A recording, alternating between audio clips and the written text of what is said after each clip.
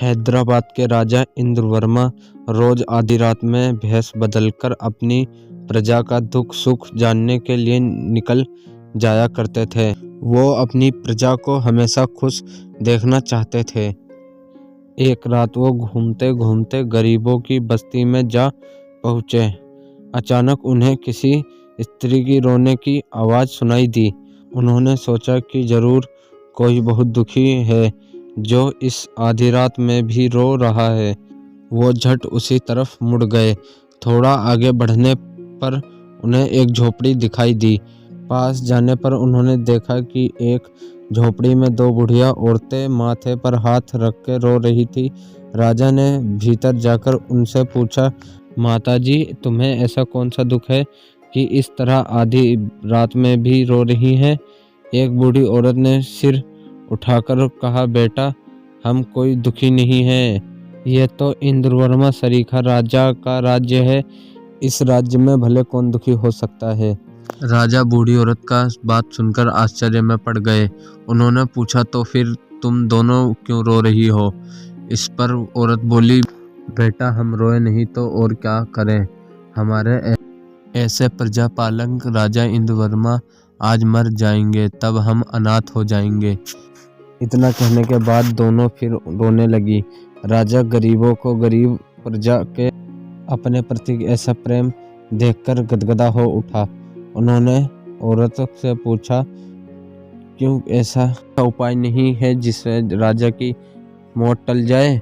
औरत बोली, बेटा, विधन माता ने जो हमारे माथ पर लिखा दिया है वो भले कभी मिटाया जा सकता है।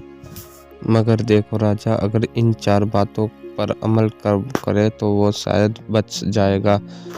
भेष बदले हुए राजा इंद्रवर्मा ने पूछा, वो 4 बातें कौन सी हैं माताजी? बूढ़ी औरत बोली, सुनो बेटा, 4 बातें यह हैं, नमकीन भोजन नहीं, रात में सोना नहीं, नाते रिश्तेदार बड़ों का आदर सत्कार। राजा को इन्हीं बातों पर अमल करते हुए रहना है। समझ गए ना बेटा? राजा ने कहा, हाँ माताजी, मैं अच्छी तरीके से समझ गया हूँ। इतना कहने के बाद उन्होंने दोनों बूढ़ी औरत को धीरज बधाया और राजमहल लौट गए। राजा ने महल में प्रवेश करते 36 तरीके के पकवान बनवाए और 32 तरीके के साग सब्जी भी तैयार करवाई, मगर किसी में भी नमक नहीं डलवाया। पूरे महल को जल्दी जल्दी अच्छे तरीके से सजाया गया। पूरा महल प्रकाश से जगमगाने लगा। राजा ने अपने सभी नाते रिश्तेदारों को दूर भेज दिया और नगर का द्वार खुला ही छोड़ दिया। आधी रात जब बीत गई तो ठीक उसी समय विधन माता धम धम करती आ गई और राजा उनके स्वागत करने के लिए तैयार था। उसने बड़े आदर से विधन माता का स्वागत किया और उनके पैरों पर छूकर प्रण किया। उनके आसन पर बैठकर हीरे मोती जड़े साला ओढ़ दिया। ऐसा स्वागत देखकर विधन माता चिंतित रह गई। उन्होंने कहा, राजा इंद्रवर्मा, मैं तुझे लेने आई हूँ। राजा इंद्रवर्मा हाथ जोड़कर बोले, मैं हाजिर हूँ माताजी, आप साथ चलेंगी ही, मगर मेरे एक विनती है, आप पहले भोजन कर लें, फिर हम चलेंगे। विधन माता भोजन करने के लिए राजी हो गई।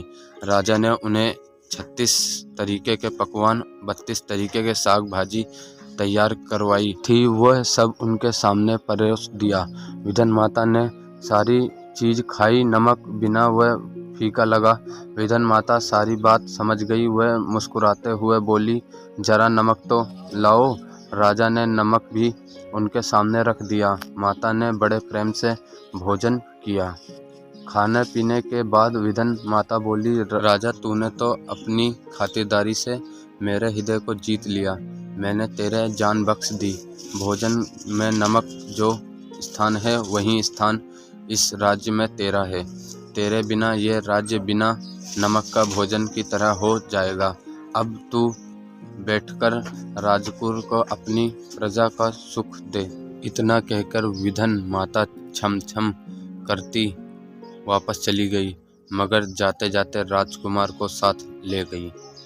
स्वर्ग में चित्रगुप्त ने जब उस राजकुमार को देखा तो बोला, ये तो इंद्रवर्मा का बेटा है। लाना तो राजा को था। इस राजकुमार का समय अभी तो नहीं आया, इसको पृथ्वी पर वापस भेज दो। उसी समय पृथ्वी पर राजकुमार जी उठे। उन्होंने सबको स्वर्ग का हल बता दिया। राजा का काल टल गया था। वह जानकर प्रजा बहुत आनंद हुई और राजा को जय जयकार करने लगी। दोनों बूढ़ी औरत भी राजा के मौत टल जाने पर राज्य में बधाई देने के लिए आई। महल पहुंच गई। राजा को देखा तो वो पहचान गई। बूढ़ी औरत दूसरी बूढ़ी को काने में फुसफुसा कर, अरे उस रात जो हमारी झोपड़ी में आया था वह तो हमारे राजा ही थे। राजा इंद्रवर्मा भी उन्हें देखने के पहचान गए। उन्होंने हंसते हुए दोनों को ढेर सारे इनाम देकर उन्हें विदा किया। आपको ये कहानी कैसी लगी है कमेंट बॉक्स के माध्यम से हमें ज़रूर बताएं और आशा करता हूँ आपको हमारी वीडियो पसंद आई है। वीडियो पसंद आई है तो लाइक, सब्सक्राइब, शेयर करना ना भूलें।